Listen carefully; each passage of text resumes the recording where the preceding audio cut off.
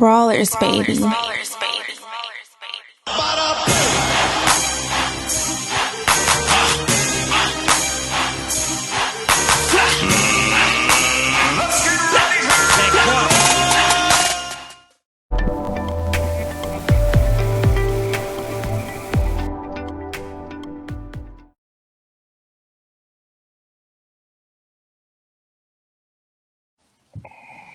What's up, boxing fans? This is your boy Rick Mohamed, Brawler Sports Media in the building. This is the Brawler Sports Boxing Show.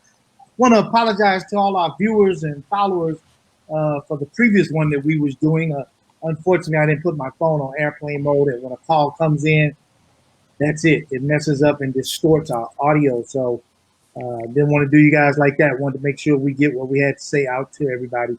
But we're going to start this all over again and recap from Devin Haney versus Linares this past weekend. Me and GMoney was talking about how great he looked and his boxing ability, his IQ, his jab, his footwork, everything that he did. Taking a solid punch, not once but twice. He took a sharp uppercut in the 9th round, and he also took a solid straight right hand in the 10th round, right seconds before the bell, and wobbled back to his corner. And he regrouped pretty good. So my son GMoney was saying he don't know why people have a lot of hate towards Haney, and no matter what he does, the fans are never happy. So pick up on that, G, and let's move forward after that. Yeah, I was just saying, man, the fans, they criticized him a lot. I've seen, in comments on videos, and it's like I don't know what more he could have done. Like I feel like Devin Haney literally showed everything in that fight that you would want to see from somebody like him. He showed great boxing ability, which we knew he had. He showed grit. He showed that he had heart. He showed he could fight on the inside. He walked Linares down. He took a big punch. So I'm like, I don't understand what the hate is for. I thought he was superb, looked outstanding. And I was also saying, it's a double standard because Ryan Garcia, he gets dropped by Luke Campbell, a guy that Jorge Linares beat. But Ryan Garcia got praised for that. He got praised for the comeback and he stopped him. And I'm like, Devin Haney, I mean, what's the difference? He got hit with a big shot. Only difference is he didn't fall. And Right. I feel like he had a cleaner performance. You know what I mean? Right. So I just think it's a lot of double standards in boxing that needs to stop. I just want to shout out Devin Haney. You fought a great fight and you look superb in it, man. And I mean, you're going to be a hard person to beat at 135, in my opinion.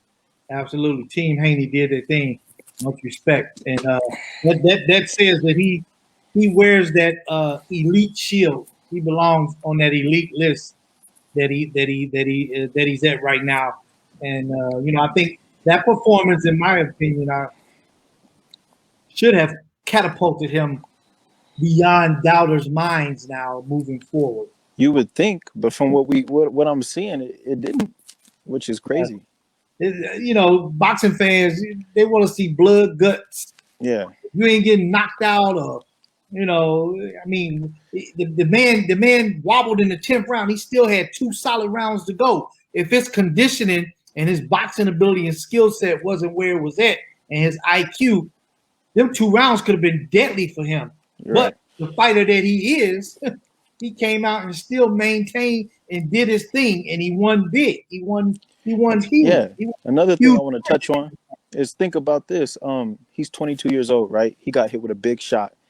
He fights like a veteran, man. The way he held on, recovered, cleared his head. Most fighters, especially at that age, they're not going to know to do that, or they won't do that. They'll try to punch with you, or but he just looked so composed in there, even when he did get wobbled, And I just thought it was a really good, solid performance by him.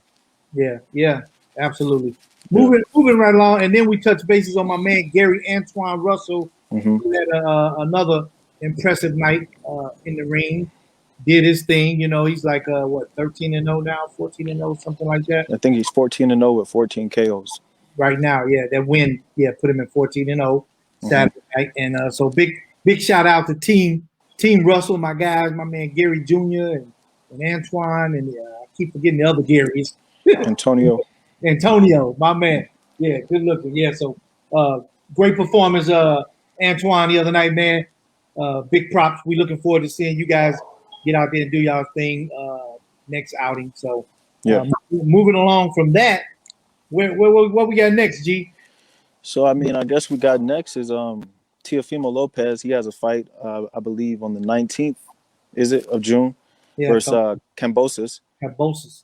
And I mean, this fight, I mean, I've never heard of Kambosos, but we'll see what happens. I'm pretty sure Tio will get him out of there. But the fight to make now is Devin Haney versus Teofimo Lopez. And Yeah, for me, I think I'm one of the rare people, but I give Devin Haney the edge in that fight by a lot.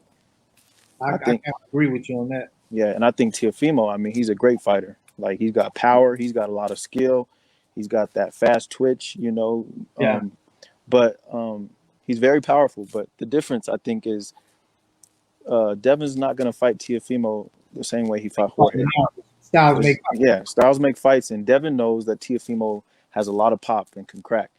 And Devin is a elite boxer, and I think he's going to use his jab and his legs, and you're going to see a pretty boy Floyd type performance. absolutely, and then that is definitely the fight that everybody wants to see. And Teofimo saying, "Hey, he feels like Devin Haney is ducking and dodging him, so he's shouting, "You're not going to run and get away this time. We're going to make you my mandatory. I'm gonna tell him I want you to be my mandatory." So Yeah, I don't get what he means by that because Devin Haney is actually the WBC champ. exactly, he holds the strap. So Yeah, so I mean that's yeah, the I mean nobody wants to hear this, right. but that is the real undisputed fight. So Teofimo, everybody says he's undisputed. Some people say he's not, but technically he's not undisputed because Devin Haney has the WBC belt and he has the franchise belt As So well. so now Yeah. if Teofimo fights Devin Haney and beats Devin Haney, you are undisputed. There's no dispute. But as of now, he has one fighter he has to fight to become undisputed. Josh Taylor, that's undisputed. Yeah. He collected all the belts. He's really undisputed. So that's the fight at 135 to make. I would still like to see Teofimo would be a good fight too. A tank Haney fight would be entertaining as well. I think that's actually that would be the best fight. I feel. I think it'll be the most competitive fight for Devin Haney. Versus Teofimo. And I'm not. No, Devin Haney versus Tank. I Yeah, feel no, would be, man, that yeah, would be the most competitive fight right. versus me and a Teofimo fight at Yeah. this time as we're Yeah. speaking. And I'm not trying to downplay Teofimo. I think he's elite. I think those are the top guys: Haney, Teofimo, Tank, and Stevenson, secure in there too. Oh, Shakur for sure. But Shakur is at 130. He just moved up. Yeah, but Shakur, I mean, for me, I told you this. I think he's got the most skills in boxing out of everybody. In boxing, I remember you saying that. skill wise, and I mean, he hasn't proven it versus elite fighters, but the eye test shows me that he's going to be pound for pound number one, and he's going to go down as one of the all-time greats off the eye test for Shakur Stevenson.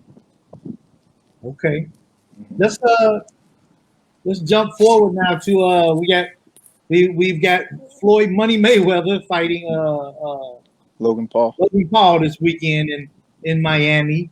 Also on that undercard, we got my man Jared Hurd is fighting from the DMV area. I'll be rapping with him. We would have seen the rematch of Jean Pascal versus Badu Jack, and he tested positive for PEDs. Yeah. Was he hot in the previous bout they had? They probably should have tested him in that fight as well. But now here's a situation: you got these guys. They're taking them away from their family and loved ones and friends and normal everyday life 10 to 12 weeks. And now, you sacrificed Badu Jack's earnings for him and his family to depend on that money. Whether he gets another fight lined up, which I'm sure Floyd will, but it won't be for the same purse because it's not for the same type intense fight that the fans was expecting. So he'll make some money, but it won't be the money that he knew he trained and prepared for to make versus Pascal. Man, this doping shit has got to stop. Yeah, for sure. Fighters got to cheat to win. Get out of the game. And what's worse about it is he tested positive for 3 different substances. So I mean, like you said, was he dirty in the first fight, or was he dirty in every fight that he's been in where there wasn't testing? We don't know. I could only assume so. Yeah. you know. I So mean, you didn't just start juicing. right, right. So I feel like, man, boxing, they need to clean the sport up, and I personally feel every fight there should be drug testing for every fighter at every level. And you know who was a good advocate for that? Floyd Mayweather was the Floyd Money pioneer Mayweather. for it. Yeah, He always went with the Veda, yeah. Veda or Vada. People like Vada, Veda. USADA. Yeah, but he always made you take the piss test as well as the blood test. Yeah. Pop-ups. They did pop-ups when he fought Shane Mosley because Hmm. Shane Mosley was doping at one time. He made Pacquiao do it. So as Yeah, long as he's doing that, Floyd was smart. He was smart and he was being an advocate. You know what I mean? yeah, So yeah, I mean, it is what it is, but we definitely got to clean that up, and yeah, because this is hurting boxing and fighters who are clean, who's following the straight and narrow, and they're doing their thing to stay honest, right. and their opponents are dirty. Yeah, Now you sacrificed everything that they've worked for. yeah. So yeah, I mean, hopefully they get a good replacement for Badu, you know, but Is it's now not likely. is this going to just be an entertainment bout for Floyd? I mean, it's just a bag snatching fight. I'm sure he'll make it entertaining as he always do. I But don't I mean, know. what can people really expect out of it? It seems like some real intense animosity going on with the brothers and Floyd now because of the hat snatching. Yeah, yeah, yeah. Like, don't Honest. disrespect me. He big on that. I know it. Yeah, and I think initially I think it was more for entertainment, but I really do feel like that incident turned it into more. And the guy that Jared Hurd's fighting, Cuba, Luis Cuba Arias, That's gonna you be a know, good fight. he's been in the Mayweather gym. And, he was seeing Floyd train and spar, and he was like, I haven't seen Floyd look this motivated and this good since Canelo camp. Like he really wants to put a hurt on this kid. So I mean, Can he stop him? I mean, we know Floyd never been a big puncher, but I mean, the yeah, punch you don't see is always the punch that hurt. absolutely, absolutely, he could stop him. And the reason why is, um, I think Logan Paul is what 200 pounds, 6'2", but he's not a fighter. So Floyd, I want to say like 180, 175, like heavyweight size. I think he's more than that. I think he's Is he one. bigger Yeah, than that? no, Oh God! he's 190 or 200, Oh 190 wow! or 200. So but I mean, with I, Floyd being the greatest ever, like he knows how to place his punches, So I feel like punch placement will be what gets him out of there. and accuracy. He's Right. he's phenomenal for that. I mean, Yeah. if you want to be a good puncher with accuracy, placing punches, angles, and all that, watch Floyd Mayweather's tapes. Yeah. So I think Floyd's gonna stop this guy. And I think it'll be like a cumulative of punches, like a lot of punches to get him out of there. Combinations. Yeah. And just so our followers and viewers know, Brawler Sports Media will be in the building in Miami, South Beach for the entire week, starting Thursday. I'll be there giving you guys live footage, the press conferences, the weigh-ins. I'm gonna try to get some good, solid one-on-one interviews. Try to get my man Mayweather to speak with me for a minute. I know my man Swift Jerry Hurd. I'm gonna definitely do my best to give our fans, our followers, and our viewers some live footage for once. This will be the first time I'll be back on the road since the pandemic hit. So man, I'm Yeah. excited to get out there and do what I love doing. Yeah. Moving forward now, let's talk about my man, Bomb Squad. My man D Wilder still putting in work and polishing his act up and developing, sharpening his fundamental boxing skills, slipping punches, rolling underneath, catching and shooting, and stepping around. He looking good. If he can maintain and do that in an actual fight when it's time to get in there with Fury, I got Wilder probably stopping Fury in my personal opinion. Don't y'all beat me up too bad, but I think Wilder will get a KO. I agree. I'm going with Wilder in this fight. Um, if you go off of the first two fights, like you said, I mean, Wilder put him down in the first fight, and you could argue that The long 12 count. yeah, Not you could argue that he stopped him in that fight. absolutely. But nonetheless, Fury fought good in that fight because without that knockdown, I would have said Fury won that fight. Fury displayed great boxing skills as he did in the rematch. Yeah, but I think Wilder, his mindset right now is in a great place. I feel, and I really think that he's going to get the knockout. I think that maybe in around six through seven. I think it'll take a long time to get him out of there later rounds, but I think he'll get him out of there. And what he's been showing, his training, you know, what he's working on, he's looking really sharp. And, you know, I see him working on defense, head movement. That'll be key. And one thing he can't let Fury push him back. I think that'll be the key. Fury liked to push him back in the second fight, and it worked for him. He's bigger, so he wants to bully him. Right. So I think what Wilder's going to have to do is he's going to have to feint with Fury. When Fury feints, you got to feint back with him. Don't let Fury get comfortable, and, you know, don't let him get him, you know, in his groove. So, feint, and then he got to return with something. Yeah. You make him flinch, you got to hit him. Yeah. That's the whole point of the feint. Yeah. Once I make you flinch, now I'm gonna come through with something. Bam. Yeah, and I think another thing is I know Fury's going to press the action, I think, because it worked for him in the second fight. So I think Wilder's going to have to time him when Fury's being aggressive. He's going to have to time him when he's coming in. I think Fury is going to be a little – it could be a disadvantage, and he may come in being too aggressive because he feels like, hey, I'm the king of the hill. The way I walk through you in that rematch, you can't hurt me. You can't stop me. I'm coming for you, and I'm going to embarrass you once again. That's the element of surprise for Wilder right there. Yeah. But one thing that is dangerous for Wilder is Fury can do both things. He can box, and he's shown in the last fight that he can come forward. So I think that's going to be tricky, and I don't want Wilder to have this mindset that Fury's coming straight at him in the rematch because Fury might box him again like he did in the first fight. So I think Wilder needs to be prepared for anything Fury's going to bring to the table, whether it's trying to walk him down or trying to use his legs and outbox him. I think Wilder needs to be prepared for all outcomes. That's a good analogy. And that's going to be July 24th in Viva Las Vegas at Allegiant Stadium, where the Oakland Raiders just opened up their brand new facility that I heard is beautiful inside. Mm-hmm. And it's going to be with fans. So this is probably going to be a spectacular moment for boxing. Oh, I can't wait for it.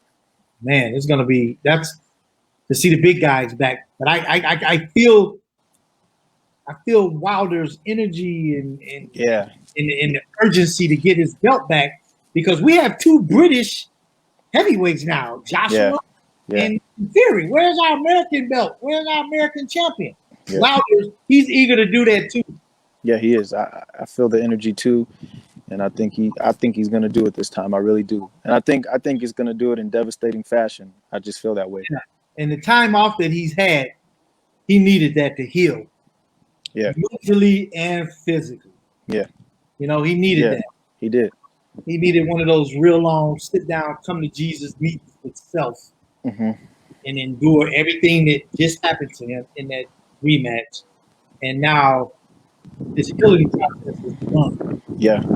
So now it's time for revenge, like he said. Yeah, it's time for revenge. And I think he's going to get his vindication on July 24th.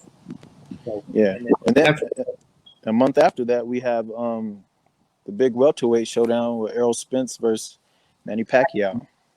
Yeah, that's in the 17th or the 11th of August. I think it's 14th, something like that.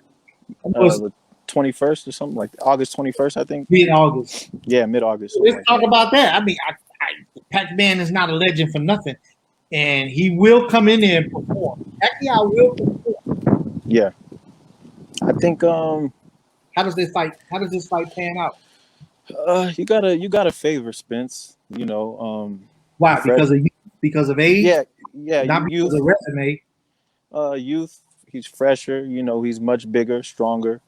Yeah. But that being said, you gotta favor Spence, but do I think Spence is gonna win? I don't know. I kind of feel like Pacquiao has a great chance. A lot of people feel like Pacquiao is going to upset Spence and give him his first L. Yeah, I mean, from all the boxing groups I'm in and the chat rooms and stuff, there's a lot of Pacquiao fans that are rolling with him, and boxing analysts as well feel like, hey, Pacquiao probably got two good, solid, die-hard fights left in him. One thing I can say is I don't think Spence has ever fought a puncher like Pacquiao. He's never fought nobody with punching power like that. And you see, he put Thurman on his butt. Yeah. So that'll be telling how Spence reacts and responds when he gets hit flush by Pacquiao, because Pacquiao, we haven't really seen his world get rocked yet by a big puncher.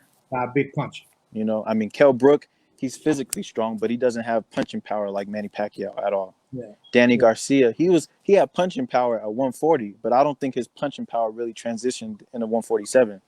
You know what I mean? So, Okay. and Sean Porter, he's rough, rugged, strong physically again, but he doesn't have that punching power. Pacquiao has that one punch knockout power, and I don't think Errol Spence has the best defense. I really don't. I Nah, mean, Earl his Smith got exposed big time against Showtime Sean Porter. yeah, and I mean A Errol, lot of clean shots getting in on him. yeah, and his defense is his high guard, and Errol Spence's defense is his offense. Yeah. I don't see Errol Spence move his head that much. And Pacquiao throws bunches and bunches of Yeah, punches. and the reason the high guard I feel won't really work versus somebody like Manny Pacquiao is because when you have the high guard, you're kind of blinded in your peripheral Pacquiao's always on different angles. in The way different he's angles. moving around and throwing his punches. Exactly. So He's if real Spence mobile. comes at him, yeah, if he comes at him in the high guard, Pacquiao is going to be hitting him with angles, and then Yeah. his body will be exposed. And so I think with Pacquiao, you got to have more than that kind of defense. So I think it'll be telling. Like I said, I mean, I favor Spence, but I think Pacquiao got a good chance. more than a good chance to win. Yes, absolutely. And I'm not gonna stop saying this until my man get his shot. Jaron Boots Ennis is a big threat at 147 in that welterweight division. I don't care what nobody say. I think Boots is the man. And all the top welterweights know that. Boots is the man. And unfortunately, like I said, it's hard for me to envision him getting that chance versus Errol or Bud or any of those guys because they know the threat that he is, and I just don't see either one of them taking that fight at this stage in their career, unfortunately. Now, who was it that talks have been worked out for Danny Garcia? Who is it? That what? Who is Danny Garcia supposed to be? They're working something out for him to fight. Who was it that they saying? Didn't you say that you heard it was Mikey? Yeah, Mikey Garcia. Yeah. I mean, I guess that's a good fight for both of them at this stage in their career. Mikey, he hasn't.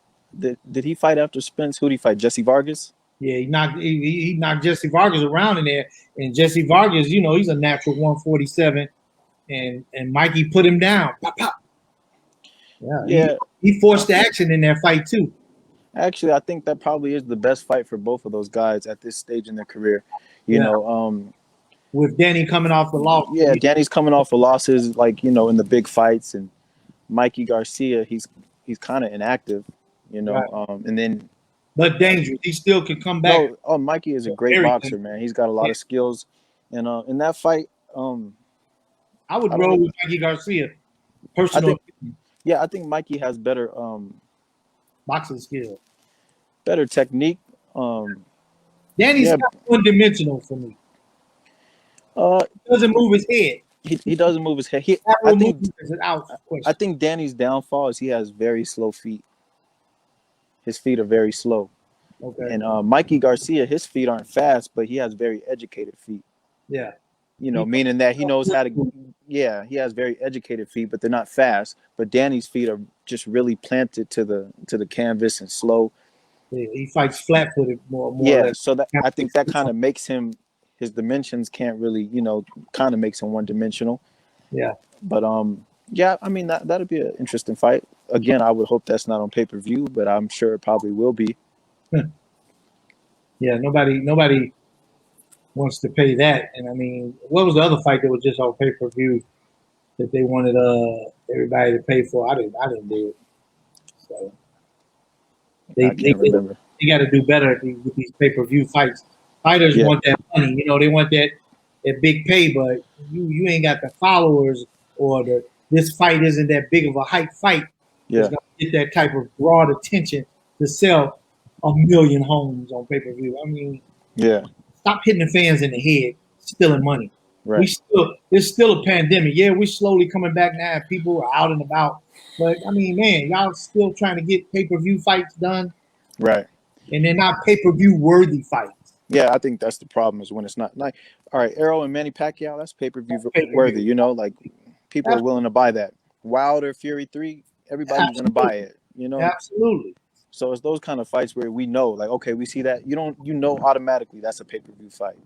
Yep. But then Yep. I feel like Gervonta Davis versus Mario Barrios. Yeah, You know, we got to talk about that. yeah, I think Tank. I mean, he's a great fighter. Don't get me wrong, but I feel like that's not. And I felt like Leo Santa Cruz. I felt that wasn't pay-per-view worthy. No. And I feel like Mario Barrios. That's not pay-per-view worthy. Leo Santa Tank, Cruz, bantamweight at best. yeah, Tank has a big name, but I feel like he's got to fight Ryan Garcia, Devin Haney, Yeah, Teofimo but he Lopez. hasn't built pay-per-view status yet. Right, those are his pay-per-view fights. But these fights, I feel like they could go on Showtime, and they get a lot of views on Showtime. But I just or Fox. Yeah, and let's get into that fight. I think that's going to be a really good fight because Mario Barrios. I mean, I look at him as a bigger Leo Santa Cruz in a way. Similar build. Yeah. He's much taller than Leo. Oh yeah, he's really But tall. I think I know what Mayweather Promotions what they're doing, which is smart. They're getting Tank ready for the big fight with Ryan Garcia. Leo Santa Cruz, tall, lanky compared to Tank. Mario Barrios, I believe he might be taller than Ryan Garcia. Well, that fight probably not gonna happen no time soon because Ryan Garcia, he still took that time out for his mental health issues to heal But I heard he's coming back soon though. Oh, okay. Well, so I just think that's Tank's mega fight. That's the Floyd Mayweather versus Oscar De La Hoya. That's what that is for Tank versus Ryan Garcia. That's the fight that gets him to become that pay-per-view king star, So yeah. I think they're doing a smart thing though with putting him in these past two matches with Leo Santa Cruz and the upcoming with Mario Barrios. Yes. Yeah. And I think it'll be an interesting, tough fight for him for as long as it lasts. I think it'll be a very competitive fight, but I think eventually Tank, he's got a lot of skills and he's a smart fighter as well. And I think he'll find his opening and land the big shot in the later rounds. I say around 9, 9 or 10. All right. Anything else we're missing? We've covered some grounds here and got the fans ready for the Mayweather this week and Heard and all the upcoming stuff that's study fastly approaching us right now. So, but I think we pretty much hit home on a lot of stuff right now. And once again, big props to Devin Haney, Gary Antoine Russell, and them. Congrats on the big wins. Mm-hmm. And it's going to be another exciting weekend this week. Floyd gonna pack the house. It's gonna be packed. Yeah, he's gonna do his thing, and they're gonna promote and market the hell out of this event. Mm-hmm. The money will be flowing in South Beach this weekend. Yeah, it'll be entertaining. Starting right now, really starting tomorrow, the money will be flowing. Everybody's tight.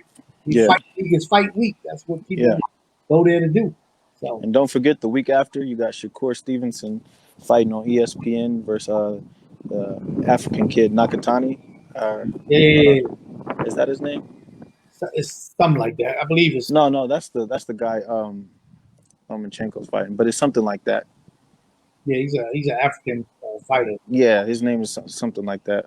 But yeah, that'll be on ESPN, and he'll display his skills and show why he's one of the best young fighters in the world. That's gonna be a good fight. It's always a pleasure to sit and watch Shakur Stevenson, man. Yeah, he's another talent. Yeah, pure boxer, man. Unbelievable skill set. Yeah, that's a good fighter, man. Shakur, and a hell of amateur career and everything. You know what I mean? Yeah. I was trying to see who he's fighting next, though. By looking up his box rec here, I'm trying to see. Yeah. Nakatilla. Jeremiah. Yeah, Jeremiah something. Nakatilla. Yeah. He's 21-1-0, and Shakur is 15-0 with 8 knockouts. Yeah. And that fight is, let's see, June 12th. Yeah. Yeah, June 12th. The weekend after Floyd. Yeah, so that'll be a good Saturday to see him display his skills, and hopefully after that they could get that Oscar Valdez fight made. And Shakur can show why he's one of the best fighters in the world in that fight as well. Yeah, that'd be. I think everybody's waiting on that fight. Yeah. But that's it, man. It's time for us to get out of here. I hope everybody enjoyed the show today, all our viewers. And if you're not a viewer, if you haven't checked out my YouTube site, by all means go and subscribe to Brawler Sports Media on YouTube. Set that alarm and that alert, and so you get all the updates when I put new content up. You'll get that alarm, that alert, the little bell that goes ding. Uh, that's it for now. Hey, it's your boy Rick Mohamed, Brawler Sports Media in the building. The Brawler Sports Boxing Show. My main man, my sidekick, GMoney, uh, standing beside me here doing the analyst work here. And hey, we still in the pandemic. We still can catch COVID. Vaccinated, unvaccinated, doesn't matter. Mask up, practice social distance, keep your hands clean. Let's stay safe so we can stay alive, guys. Until next time, I already know what I'm gonna say. Let's go, champs! Peace, G-Money. Brawlers, baby.